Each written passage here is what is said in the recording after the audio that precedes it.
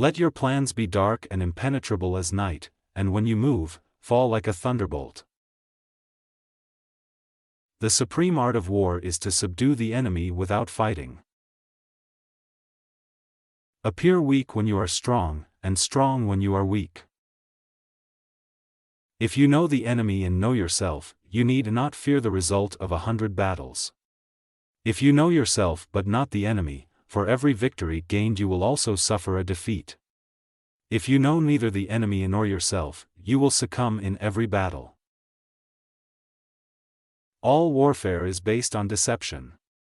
Hence, when we are able to attack, we must seem unable; when using our forces, we must appear inactive; when we are near, we must make the enemy believe we are far away; when far away, we must make him believe we are near. Engage people with what they expect; it is what they are able to discern and confirms their projections. It settles them into predictable patterns of response, occupying their minds while you wait for the extraordinary moment, that which they cannot anticipate. Those who are victorious plan effectively and change decisively. They are like a great river that maintains its course but adjusts its flow. Those who are victorious plan effectively and change decisively. They are like a great river that maintains its course but adjusts its flow. Supreme excellence consists of breaking the enemy's resistance without fighting. If the mind is willing, the flesh could go on and on without many things. First learn to become invincible, then wait for your enemy's moment of vulnerability.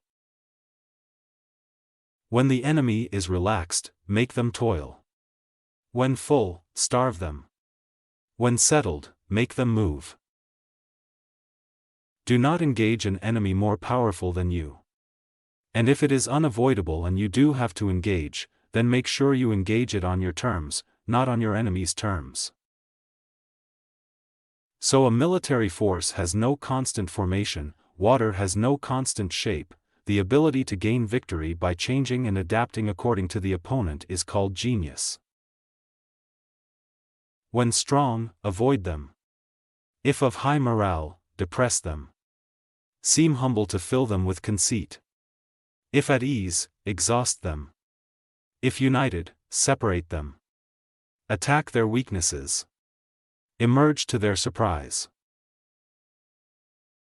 To win 100 victories in 100 battles is not the acme of skill.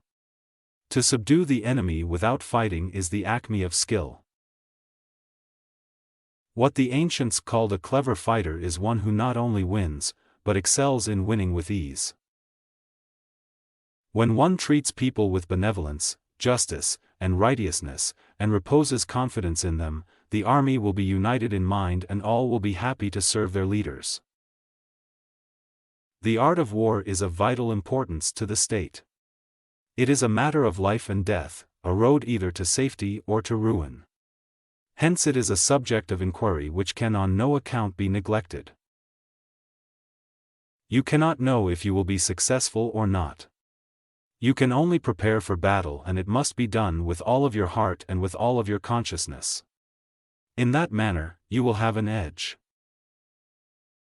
Humble words and increased preparations are signs that the enemy is about to advance. Violent language and driving forward as if to the attack are signs that he will retreat. The clever combatant imposes his will on the enemy, but does not allow the enemy's will to be imposed on him. Rapidity is the essence of war. Take advantage of the enemy's unreadiness, make your way by unexpected routes, and attack unguarded spots. Rely not on the likelihood of the enemy's not coming, but on our own readiness to receive him. Therefore, just as water retains no constant shape, so in warfare there are no constant conditions. These are the 6 ways of courting defeat: neglect to estimate the enemy's strength, want of authority, defective training, unjustifiable anger, non-observance of discipline, failure to use picked men. So the principles of warfare are: do not depend on the enemy not coming, but depend on our readiness against him. Do not depend on the enemy in not attacking, but depend on our position that cannot be attacked. In warfare, first lay plans which will ensure victory, and then lead your army to battle. If you will not begin with stratagem but rely on brute strength alone, victory will no longer be assured. So there are 5 ways of knowing who will win. Those who know when to fight and when not to fight are victorious. Those who discern when to use many or few troops are victorious. Those whose upper and lower ranks have the same desire are victorious. In all fighting, the direct method may be used for joining battle, but indirect methods will be needed in order to secure victory. The natural formation of the country is the soldier's best ally, but a power of estimating the adversary, of controlling the forces of victory, and of shrewdly calculating difficulties, dangers and distances, constitutes the test of a great general.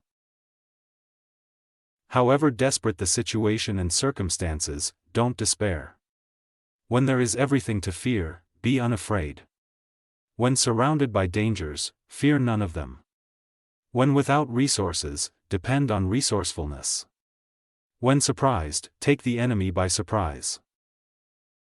If words of command are not clear and distinct, if orders are not thoroughly understood, the general is to blame. But if his orders are clear, and the soldiers nevertheless disobey, then it is the fault of their officers. Regard your soldiers as your children, and they will follow you into the deepest valleys. Look upon them as your own beloved sons, and they will stand by you even unto death. War is a matter of vital importance to the state, the province of life or death, the road to survival or ruin. It is mandatory that it be thoroughly studied. When the leader is morally weak and his discipline not strict, when his instructions and guidance are not enlightened, when there are no consistent rules, neighboring rulers will take advantage of this. The military has no constant form, just as water has no constant shape. Adapt as you face the enemy, without letting them know beforehand what you are going to do.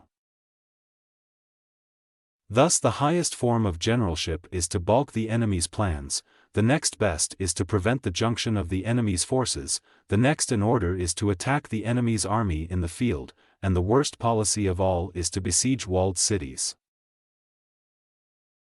The art of war teaches us to rely not on the likelihood of the enemy's not coming, but on our own readiness to receive him, not on the chance of his not attacking, but rather on the fact that we have made our position unassailable.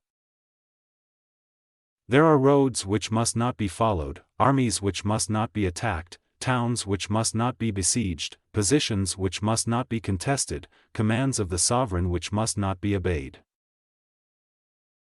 When torrential water tosses boulders, it is because of its momentum.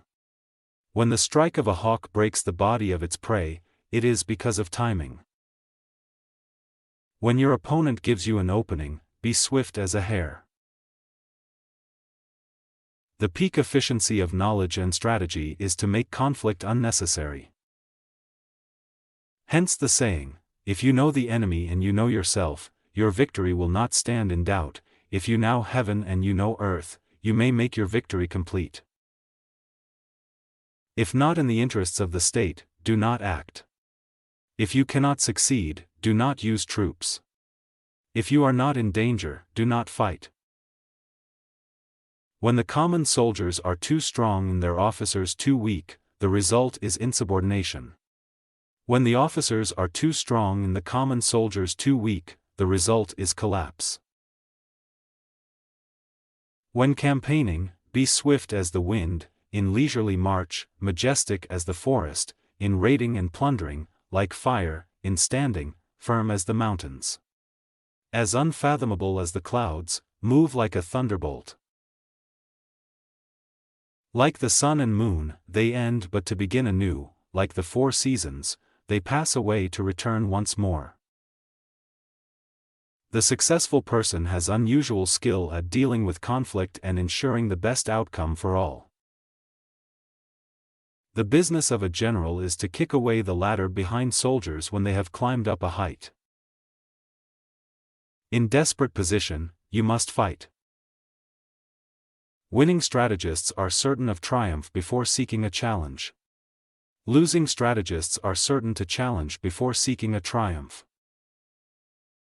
Energy may be likened to the bending of a crossbow, decision, to the releasing of a trigger. If you know neither the enemy nor yourself, you will succumb in every battle.